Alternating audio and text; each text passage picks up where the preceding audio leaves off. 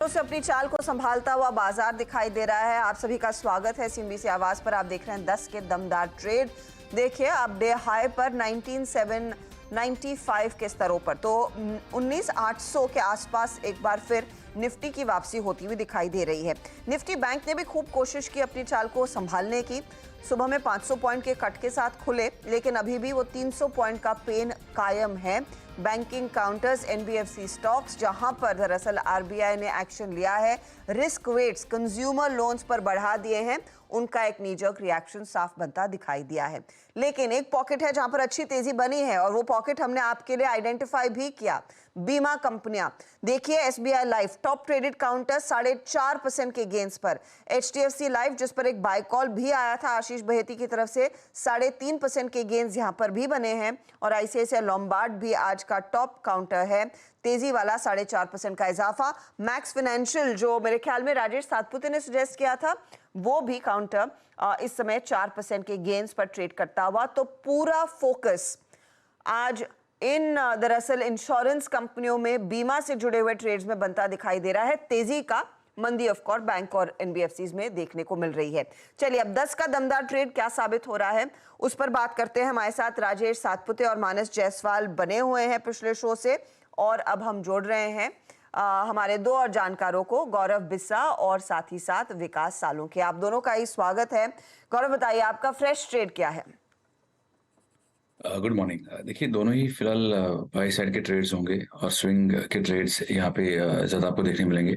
पहला जो ट्रेड रहेगा वो है एचसीएल टेक का। देखिए, 2 दिन से अगर आप देखें तो आईटी स्पेस थोड़ा स्टेबल है, आउट परफॉर्मेंस भी देखने मिला है, सपोर्ट भी अगर देखा जाए तो निफ्टी को देखने मिल रहा है। वहाँ पे अगर एचसीएल टेक के चार्ट्स देखते हैं तो डेली या वीकली चार्ट्स पे अगर आप देखेंगे तो वहाँ पे एक स्विंग हाई बना है, ब्रेकआउट हमको देखने मिल रहा है और एक अच्छी अपसाइड आपको देखने मिल सकती है and stock can aim for much higher levels. यहाँ पे आप बाय कर सकते हैं। आपके जो स्टॉप लॉस होंगे वो 1290 के होंगे और 1365 1370 तक के लेवल्स के लिए आप एचसीएल टेक्नोलॉजीज को आप बाय कर सकते हैं।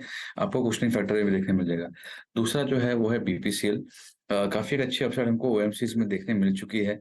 हैविंग सेड दैट, क्योंकि इतना ज्यादा आपका अंडर परफॉर्मेंस था तो मल्टीपल आपके हर्डल्स आपको देखने मिल रहे हैं और फिलहाल उसके ऊपर ट्रेड कर रहे हैं। यहाँ पे भी अगर देखा जाए तो एक अच्छा कंसोलिडेशन हमको देखने मिला है। आप इसको एक inverse head and shoulder pattern का ब्रेकआउट भी कह सकते हैं बीपीसीएल को। अगर आप वो नहीं देखना चाहें डेली चार्ट्स पे तो आप उसको स्विंग हाई का ब्रेकआउट भी कह सकते हैं, कंसोलिडेशन ब्रेकआउट भी कह सकते हैं। यहाँ पे आप बाय करके चल सकते हैं। यहाँ पे जो स्टॉप लॉसेस आपके होंगे वो होंगे आपके 390 के और ऊपर में स्टॉक जो है 430 के लेवल्स दिखा सकते हैं। तो दूसरा स्टॉक जो रहेगा वो है बीपीसीएल। ओके, दो ट्रेड्स। मीनवाइल निफ्टी को लेके Nifty at day high, Nifty strong exactly base 1 के जोन में खुला। निफ्टी बैंक पे अभी भी कन्विक्शन नहीं है। याद रखिएगा, निफ्टी बैंक पे कन्विक्शन क्यों नहीं है?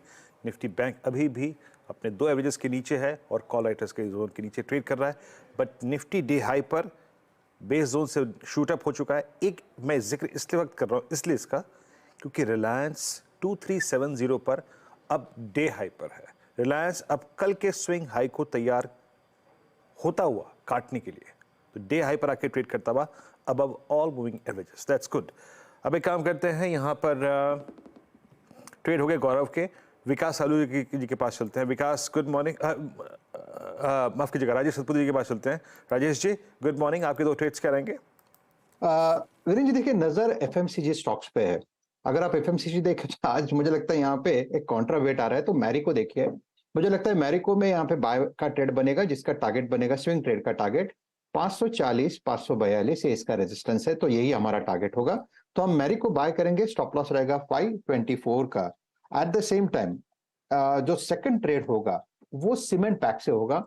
तो उसमें से अगर आप देखें तो दालमिया भारत, मुझे लगता है यहाँ पे क्लियर कट रेंज ब्रेकआउट मिल रहा है। 2170 का स्टॉप लॉस मेंटेन करे। इंट्राडे स्विंग का टारगेट होगा 2250 से लेके 2270। ओके, तो 2 नए ट्रेड्स मैरिको और दालमिया भारत राजेश जी ने आइडेंटिफाई किए हैं। विकास, गुड मॉर्निंग। बताइए, तेजी या मंदी? Good morning Harshad. देखो, ओवरऑल अगर इंडेक्स की बात करें तो इंडेक्स यहाँ पे रेजिस्टेंट फेस होते देखने मिल रहा है, बट स्टॉक में बहुत अच्छे मोमेंटम देखने मिल रहे हैं। तो मेरे दोनों भी काउंटर बाय साइड के रहेंगे। पहले रहेगा पीडीलाइट यहाँ पे पीडीलाइट इंडस्ट्री।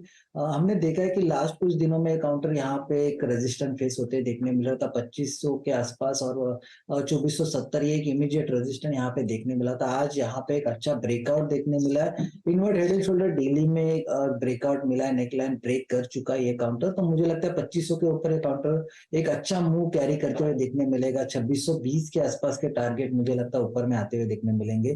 2450 का यहाँ पे स्टॉप लॉस पीडीलाइट इंडस्ट्री में यहाँ पे लेके चलना चाहिए, और ऊपर में मुझे लगता है एक अच्छा ब्रेकआउट के साथ चल रहा है, तो एक पॉजिटिव साइड देखने मिल सकता है। दूसरा है मेरा Ambuja cement. Ambuja cement last कुछ दिनों में 420 के आसपास ही ट्रेड करते हुए देखने मिल रहा था और एक साइडवाइज मोमेंटम देखने मिल रहा था। आज वापस वहां से एक अच्छा मूव देखने मिल रहा है फर्स्ट 1 घंटे में, तो मुझे लगता है अंबुजा सीमेंट यहाँ पे बाय करना चाहिए 442 के टारगेट के लिए। नीचे में जो स्टॉप लॉस देखने मिलेगा 415 के आसपास का एक स्टॉप लॉस अंबुजा में लगा के चलिए। ऊपर में 442 के आसपास के टारगेट अंबुजा सीमेंट में भी एक यहाँ पे रीटेस्ट कर सकता है, तो दोनों भी काउंटर मेरे बाय साइड के रहे। जी हाँ, और ये 2 ट्रेड्स आपके हो गए। और जरा वो अपोलो की कॉल जो हर्षद में डिस्कस कर रहे थे कुछ देर पहले ही, जिसमें हमने बात की थी कि ये एक बहुत ही महत्वपूर्ण ब्रेकआउट है। कल भी इस कॉल को हमने लिया था, सुबह 5400 की कॉल 91 पे बात हुई थी। जरा डायरेक्टर साहब उसका प्रीमियम लिख आइएगा। आज ऑप्शन ट्रेड्स इतने अच्छे मिले हैं कि पूछिए मत। वो अपोलो की कॉल ट्रेड कर रही थी 91 पे आज सुबह भी, एंड उस लेवल पर भी बात हुई थी ये बाय है। अब वहाँ से करीब आप समझ लीजिएगा कि 29 रुपये और चल चुकी है। बहुत ही बड़ा ब्रेकआउट है अपोलो हॉस्पिटल्स पे। मानस, गुड मॉर्निंग। आपके 2 trades. Good morning Virendra ji. तो देखिए दो स्टॉक है, दोनों में फ्लैग पैटर्न का ब्रेकआउट है। पहला एसआरएफ है, जहां पर 200 दिनों के मूविंग एवरेज के ऊपर 8 दिनों से स्टॉक कंसोलिडेट हो रहा था।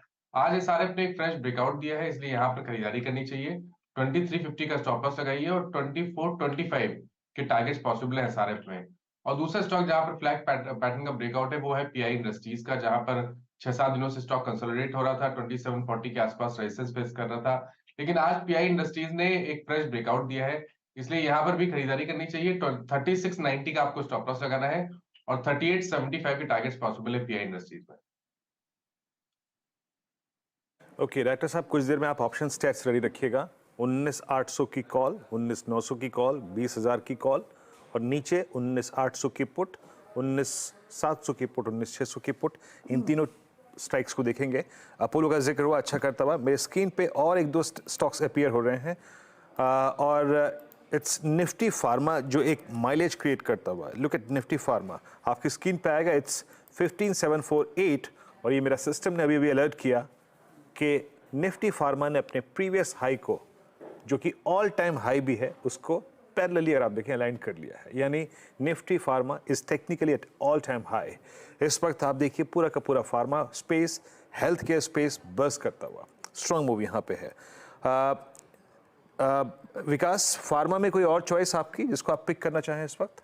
देखो फार्मा में मुझे लग रहा है सन फार्मा यहाँ पे अच्छा लग रहा है। हमने देखा है कि लास्ट 2-3 दिन में वो एक साइडवाइज मोमेंटम कर रहा था। कल यहाँ पे हमने देखा कि 1190 के ऊपर वापस ट्रेड करते हुए देखने मिल रहा है।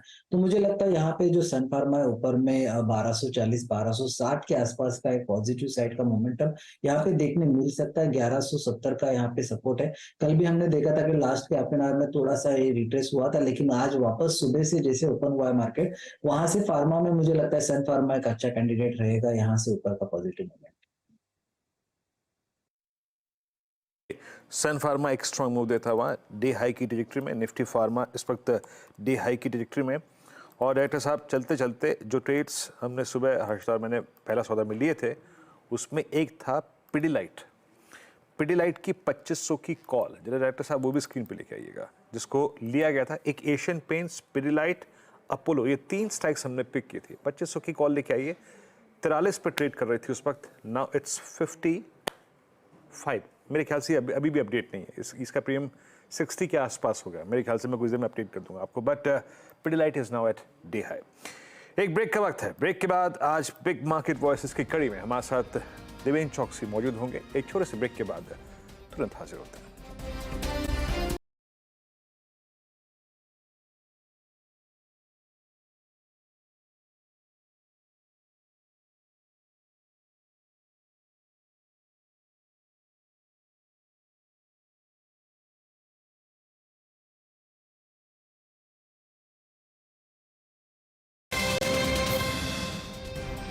आप देख रहे हैं 10 के दमदार ट्रेड। अब मार्केट बिग वॉइस में हमारे साथ डीआर चौकसी सिक्योरिटीज के देवेंद्र चौकसी जुड़ गए। देवेंद्र जी, स्वागत है आपका। एक और सत्र जहां पर निफ्टी बैंक की खूब धुलाई हो रही है। खबर तो आप जानते ही हैं, आपका पर्सपेक्टिव क्या है? Specially SBI card, Bajaj finance और खासतौर से ये दो एंटिटीज, क्योंकि एक तो credit card lending SBI cards पे सबसे ज्यादा इम्पैक्ट आएगा, दूसरा बजाज फाइनेंस बनाया ही गया था कंज्यूमर लोन्स देने के लिए और उस पर एक और दूसरे दिन गाज गिरती हुई। इन दोनों में अगर एक्सपोजर है तो क्या करना है? Good morning Harshada. वेल, सबसे पहले तो आई थिंक जो आरबीआई की पॉलिसी है for tightening of the unsecured credit, it's a welcome policy, क्योंकि अगर ये पॉलिसी आप नहीं लाते तो शायद आई थिंक बुक्स के अंदर नॉन परफॉर्मिंग एसेट बढ़ने की संभावना बढ़ जाती। Of course banks like Bajaj Finance are definitely I think more vigilant about I think their own self regulatory measures, but फिर भी रेगुलेटरी पर्सपेक्टिव का फर्ज बनता है कि I think they prevent any kind of NPAs happening due to unsecured loans. So that is more than welcome. Another point I think which we noticed that those companies which are already following the prudent practices, जो कंपनियां already precaution लेके आगे बढ़ रही है, उसमें Bajaj finance की company included है, उनके लिए कोई ज्यादा फर्क नहीं पड़ेगा। मैं नहीं मानता हूँ कि availability of capital would be less for them. On the country, Bajaj finance ने रिसेंटली 10,000 करोड़ फंड्स रेज किए हैं, so that will come handy for them for lending purpose. And as and when in future if they require new money, I think they have the ability to raise that kind of a money. So मैं नहीं समझता हूँ कि I think that will create a larger amount of problem for them. At the same time, some of the smaller and weaker size banks and NBFCs which are there, उनके लिए शायद challenge बढ़ सकती है। तो ये advantage I think stronger company like Bajaj Finance, Jio Finserv जैसी company को ज्यादा मिलेगा, ऐसा मेरा मानना है। तो overall I think we remain neutral to positive about I think this particular view, and we believe that I think banks like Bajaj Finance will remain relatively stronger position going forward as well. ये एक नीजक reaction जरूर देखने को मिल रहा है देवेन भाई, लेकिन क्या ये पूरे बैंकिंग सिस्टम को एक बड़े क्लीनअप की तरफ इशारा है? और खासतौर से आपका कल दोपहर में जिस तरह से एक्सिस बैंक टूटा, आईसीआईसीआई बैंक को लेकर मेरा सवाल ये है, क्योंकि संदीप बख्शी साहब ने स्पेसिफिकली कहा था कि हम अपनी कंज्यूमर लेंडिंग को थोड़ा सा और पुश करने वाले हैं। ये प्लान्स फिर क्या बैक बेंच पे चले जाएंगे, बैक बर्नर पर चले जाते हैं? हर्षदा, मेरा ऐसा मानना है कि जो बैंक के पास फंड रेज करने की क्षमता नहीं है, उनके लिए ये प्रॉब्लम ज्यादा आ सकता है। जो बैंक के पास ऑलरेडी फंड रेज करने की क्षमता है, उनके लिए प्रॉब्लम नहीं है। जैसे बैंक्स एनबीएफसी को लैंड करती है, तो obviously I think in that kind of situation banks would prefer to lend to those NBFCs which have got the least of the non performing assets, जिसके अंदर बजाज फाइनेंस का नाम इंक्लूडेड है। तो मैं ऐसा समझता हूँ कि आई थिंक इसमें neither ICICI bank, axis bank या बजाज फाइनेंस को कोई फर्क पड़ेगा। हाँ, जहां तक जो बैंक और एनबीएफसी का सवाल है कि जो फंड रेज नहीं कर पा रहे हैं, उनके पास कंस्टेंट है, उनके लिए शायद आगे बढ़ना थोड़ा डिफिकल्ट हो सकता है। But otherwise I think rest of the banks and other NBFCs, यहाँ पे कैपेसिटी बेटर है, जिन्होंने डेमोन्स्ट्रेट किया है नॉन परफॉर्मिंग एसेट मैनेज करने का एक मार्ग दिया है उन्होंने, मैं नहीं समझता उनके लिए कोई ज्यादा फर्क पड़ेगा। ओके देवेंद्र जी, गुड मॉर्निंग। वीरेंद्र बोल रहा हूँ दिल्ली स्टूडियो से। सर, आज जब बाजार में बैंक्स और एनबीएफसीज अनसिक्योर्ड लोन वाले थोड़े कोलैप्स हो रहे हैं, बाजार ने एक और मैसेज दिया है कि मैं क्रूड में बड़ा इंटरेस्टेड हूँ। क्रूड के रिट्रेसमेंट को हाथों हाथ दिया बाजार ने। सर, ये जो यूएस में आई थिंक हुआ, जो इन्फ्लेशन नीचे आया, इसका एक प्रतीक ये भी है कि थोड़ा ठंडापन अर्थव्यवस्था में धीमापन आ रहा है, जिसको क्रूड का पूरा इम्पैक्ट पड़ रहा है। आप क्रूड के इस इम्पैक्ट को कैसे रीड कर रहे हैं सर? और स्टॉक स्पेसिफिक होकर अगर इस इम्पैक्ट को चेस करना हो तो आपके जहन में क्या आ रहा है? पिडिलाइट, एशियन, बर्जर, इंडिगो, कैसे अप्रोच कर रहे हैं आप इन स्टॉक्स को? Good morning Virendra. वेल, मैं कोई बहुत जल्दी सेलिब्रेट नहीं करना चाहता हूँ क्रूड ऑयल के दाम के लिए। आई थिंक करीबन $75 के आसपास ब्रेंट का दाम आया है, तो that is a welcome move. Definitely I think if this particular rate sustains, तो इंडिया के लिए सोना में सुहागा हो जाएगा। तो I think that is something which we are really positive about it. However the rate should sustain at this level. अगर रेट सस्टेन होता है तो crude and crude oil derivatives यानी refining products and also the petrochemical products, जिनकी consumption chemical industry के अंदर, जिनकी consumption pharma industry के अंदर, जिनकी consumption even consumer durable products like paints के अंदर भी होती है, ये सब जो जगह पे उनके कंजम्पशन होती है, तो it lower crude oil prices is a good sign for the derivative companies who are basically consuming the crude oil products. उनके लिए प्रॉफिटेबिलिटी के लिए अच्छा संकेत है। मगर ये सस्टेन होना जरूरी बनता है. If this is sustaining then possibly I think whatever names you have spoken about they will have relatively far better time than what they've seen in the last quarter. Fortunately, गए quarter के अंदर margin सुरक्षित रहे, whether it is Asian Paint, whether it is Pidilite, or even for that matter any other companies which have basically consumed the crude oil derivative products. Third quarter and fourth quarter, मेरा ऐसा मानना है कि I think is going to remain reasonably strong, going by the traction in the economy. तो मैं मानता हूँ कि अगर एक बाजू वॉल्यूम ग्रोथ बढ़ता है और दूसरी तरफ मार्जिन के अंदर स्टेबिलिटी आती है, I think this companies will have relatively better times going forward. इस बीच आप एक बार बैंक निफ्टी को देखिए. बैंक निफ्टी भाई नहीं टिक रहा था हायर लेवल्स पे, और फर्स्ट इंस्टेंस में 44, 43, 900 का कॉलेटर क्लियरली कंफर्टेबल नजर आ रहा था. और आप देखिए 43,640 पर निफ्टी बैंक ने भी देवेंद्र भाई के बोलते बोलते जो था इंट्राडे में टिक स्विंग लगाया. स्विंग टिक जो लो लगाया वो सुबह के मॉर्निंग स्विंग को ऑलमोस्ट मैच कर गया, और वो टूटा तो और पेन बढ़ेगा इस वक्त. बट बैंकों पे बात हो चुकी है यहाँ पर, और क्रूड डेरिवेटिव से बातचीत हो चुकी है. Nifty pharma at day high. आज बाजार में जिस चीज़ ने सबसे स्ट्रॉन्ग मूव दिया है वो है निफ्टी फार्मा और निफ्टी हेल्थ केयर. देवेंद्र जी, अपोलो हॉस्पिटल्स के अर्निंग्स आपको इस पर लगी कैसी? और ये एक सबसे स्ट्रॉन्ग तबका रहा है, सेकुलर मूव देने वाला स्पेस रहा है हॉस्पिटल स्टॉक्स, और डायग्नोस्टिक स्टॉक्स में भी इस बार डॉक्टर लाल पैथलैब के नंबर्स के बाद स्टेबिलिटी बहुत अच्छी रही है. सर, ये हेल्थ केयर स्पेस पे आपकी राय, डायग्नोस्टिक प्लस हॉस्पिटल स्टॉक्स?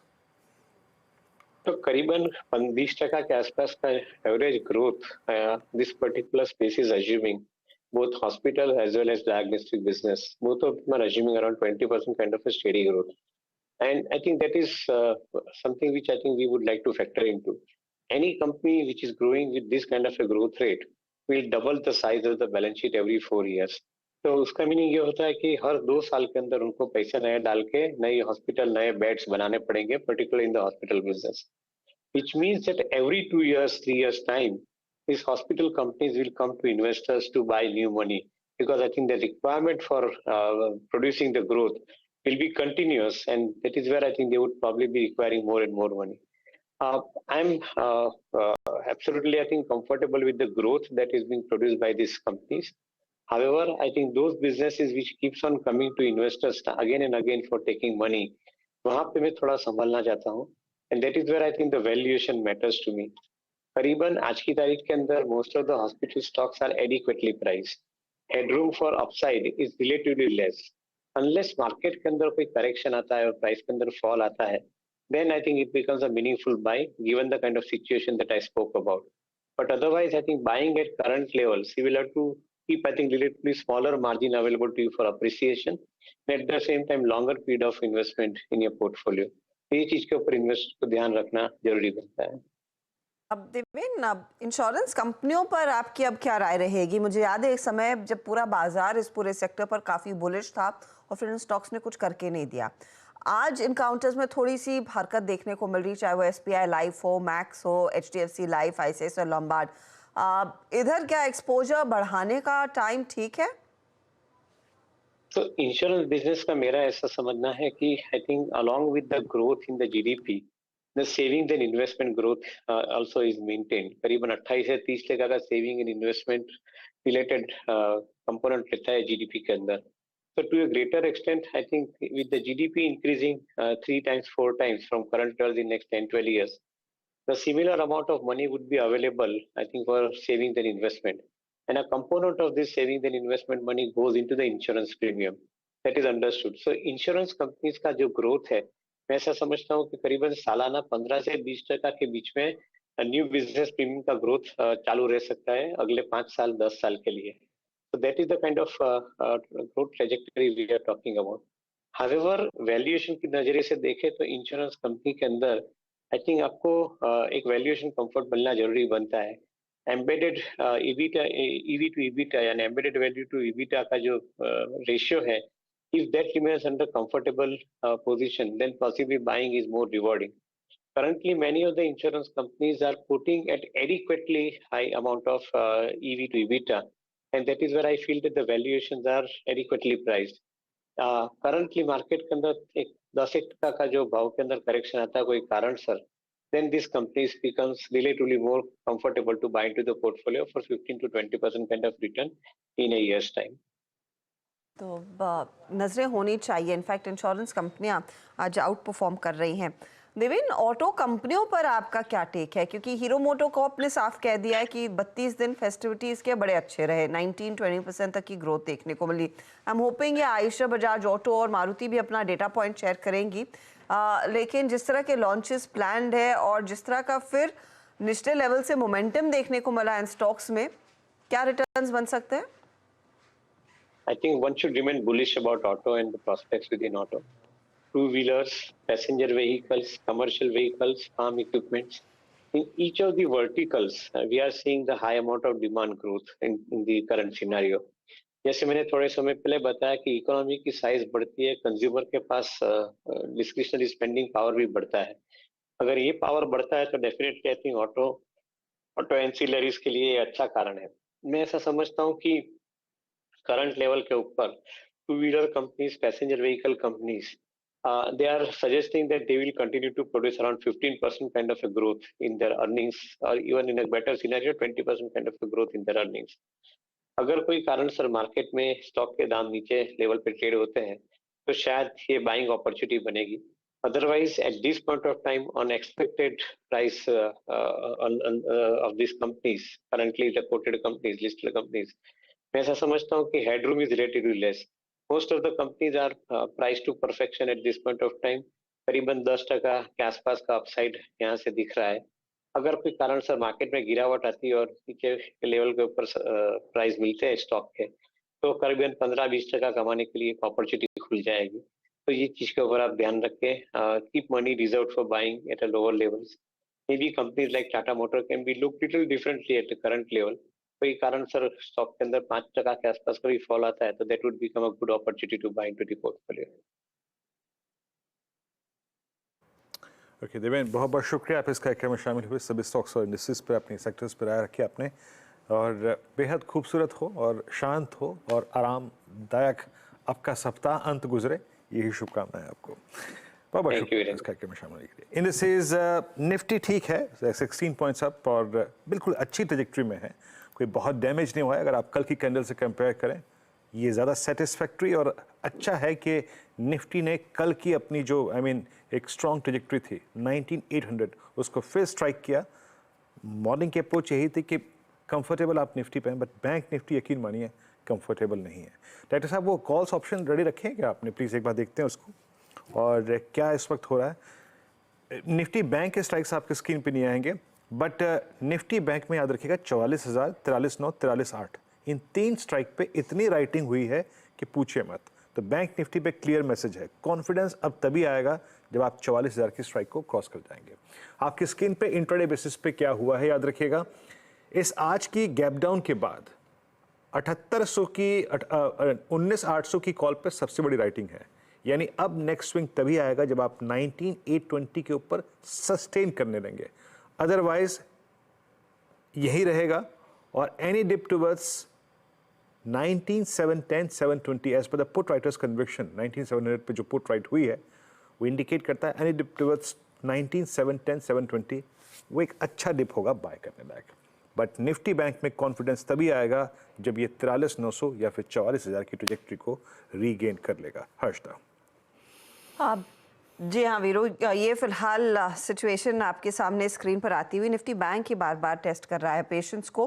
अच्छा, 1-2 ट्रेड्स पर गौरव आपकी मैं राय लेना चाहूँगी। स्पेशली निफ्टी में जो हमने देखा ऊपरी लेवल से थोड़ा सा दबाव बनता दिखाई दिया है। अब कुछ मुनाफा वसूली देखने को मिल रही है आपको ओएनजीसी में। इनफैक्ट ओएनजीसी 2% नीचे कट देता हुआ, पीपीसीएल भी ऊपरी लेवल से कुछ कूल ऑफ कर रहा है। गौरव, ओएनजीसी का चार्ट क्या कह रहा है? देखिए हर्षद जी, यहाँ पे एक अच्छा ब्रेकआउट हमको देखने मिला था 160, 165 पे। उसके बाद में अगर आप देखें तो कंसिस्टेंटली स्टॉक जो है ऊपर गया है। तो यहाँ पे थोड़ी प्रॉफिट बुकिंग आपको देखने मिल सकती है, पर मुझे लगता है कि एक बार 190, 188 के आसपास में आके एक बार सेटल आउट हो सकता है और फिर वहां से एक फिर से उछाल दिखाए। तो अनलेस आपको मार्केट में एक अच्छा प्रॉफिट बुकिंग देखने मिल रही है और निफ्टी जा रही है 19,500 के करीब, तो एक करेक्शन इसमें देखने मिलेगा। अदरवाइज यहाँ से 3-4% से ज्यादा करेक्शन मुझे फिलहाल लग नहीं रहा है। विकास, एक आपका मैं व्यू चाहूंगा निफ्टी बैंक पर। आप कैसे अप्रोच करेंगे? मतलब कोई लॉन्ग ट्रेड या फिर शॉर्ट ट्रेड की गुंजाइश आपको नजर आ रही है?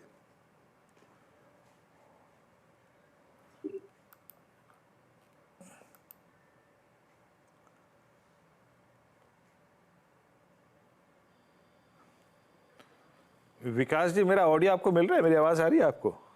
जी हाँ, देखो बैंक निफ्टी की बात करो तो अभी फिलहाल तो जो इम्पोर्टेंट लेवल है उसके नीचे ट्रेड करते हुए देखने मिल रहा है। नीचे में अभी यहाँ पे वापस अगर ये वापस नीचे के जो लो है आज के उसको वापस रिटेस्ट करता है और उसके नीचे जाता है तो मुझे लगता है वापस प्रेशर बिल्ड होगा, लेकिन ऊपर में 44,000 के आसपास का इंट्राडे रेजिस्टेंस यहाँ पे देखने मिलेगा। जब तक इसके ऊपर नहीं आते तो उसके बाद वापस 44,300 400 एक नेक्स्ट इमीडिएट रेजिस्टेंस है, जो कल और परसों में उसी रेजिस्टेंस के आसपास जाके निफ्टी बैंक निफ्टी यहाँ पे रुकते हुए देखने मिल रहा है। बट हालांकि अभी भी वो इंपॉर्टेंट सपोर्ट के नीचे ट्रेड कर रहा है, तो मुझे लगता है वेट करना चाहिए 4400 44,000 का ब्रेक करने के लिए। अगर वो ऊपर जाता है तो ही मेरी राय रहेगी थोड़ा सा यहाँ पे ट्रेंड पॉजिटिव साइड होगा। अगर नीचे है तो थोड़ा वेट करना चाहिए। अगर वापस आज के डे लो पे वापस इंडेक्स आता है और बैंक निफ्टी आती है तो मुझे लगता है एक प्रेशर बिल्ड होते हुए देखने मिल सकता है। और निफ्टी के लिए अच्छी बात यह है कि निफ्टी को आई थिंक वो बेनिफिट देने के लिए और हायर लेवल्स पर सस्टेन रखने के लिए सुबह से कंट्रीब्यूशन जारी है। पहले एविएशन, पेंट्स, फार्मा सब ने वो एडवांटेज दिया, कुछ एनबीएफसीज ने दिया जो कि अनसिक्योर्ड लोन से दूर थी, एचएफसीज ने आज एक बेनिफिट दिया। अब रिलायंस अपनी भूमिका निभाता हुआ, और जैसा कि अभी मैंने कुछ देर पहले कॉल्स में देखा था कि 19,800 पे कॉल राइटिंग हुई है, लेकिन वो उस कॉल राइटर के लिए सबसे बड़ा रिस्क है रिलायंस। गौरव, आपकी राय जानना चाहूँगा। इस चैनल का स्वामित्व रिलायंस इंडस्ट्रीज होल्ड करते हैं, बट मैं आई थिंक निफ्टी के स्ट्रक्चर और इंट्राडे बिहेवियर पे फोकस कर रहा हूँ। रिलायंस का 2372 के ऊपर सेटल होना, ये क्या पोजीशन देगा हायर लेवल्स पे निफ्टी ट्रेडर्स के लिए? ये काफी एक अच्छा ब्रेकआउट देखने मिल रहा है। आप अगर इसके डेली चार्ट देखेंगे तो एक फॉलिंग चैनल का ब्रेकआउट हुआ था, फिर से उसका रिटेस्ट हुआ 2300 के आसपास, और अब एक स्विंग हाई बना रहा है। तो अगर यहीं पे सेटल होता है, वाली क्लोज अगर आती है 2375 पे, तो एक स्विफ्ट अपसाइड जो है वो आपको देखने मिल सकती है 2420 2425 के लिए। तो बड़ी अपसाइड नहीं कह रहा हूँ कि वाली चार्ट देख रहा हूँ मैं, लेकिन 50 पॉइंट की अपसाइड और आपको देखने मिल सकती है रिलायंस इंडस्ट्रीज के अंदर। और ओवरऑल स्ट्रक्चर अगर आप देखें तो पॉजिटिव ही है, और हायर हाई हायर लो बना रहा है वाली चार्ट्स पे, तो ट्रेंड पॉजिटिव ही है। लेकिन एक जो फोर्थ गियर में जाएगा वो 2375 के वाली क्लोज के ऊपर 50 पॉइंट के स्विफ्ट गियर में देखने मिल जाएंगे। 75 के बाद और तेजी बनती दिखाई देगी रिलायंस इंडस्ट्रीज में, उस लेवल का इंतजार करना चाहिए। रिलायंस की बात हुई है तो ड्यू डिस्क्लोजर जो आप चैनल देख रहे हैं वो सीएनबीसी आवाज है, ये नेटवर्क 18 का हिस्सा है। नेटवर्क 18 का स्वामित्व प्रबंधन रिलायंस के हाथ में है, तो एक इंडिपेंडेंट एडवाइजर से भी आप बात कर लें ये ट्रेड लेने से पहले। चलिए गौरांग, बेग योर पार्टनर गौरव और विकास, आपका बहुत बहुत शुक्रिया हमारे लिए समय निकालने के लिए। मार्केट का हाल आपकी स्क्रीन पर रखेंगे, ऊपर नीचे थोड़ी सी धड़कनें तेज हुई हैं आज निफ्टी बैंक के चलते।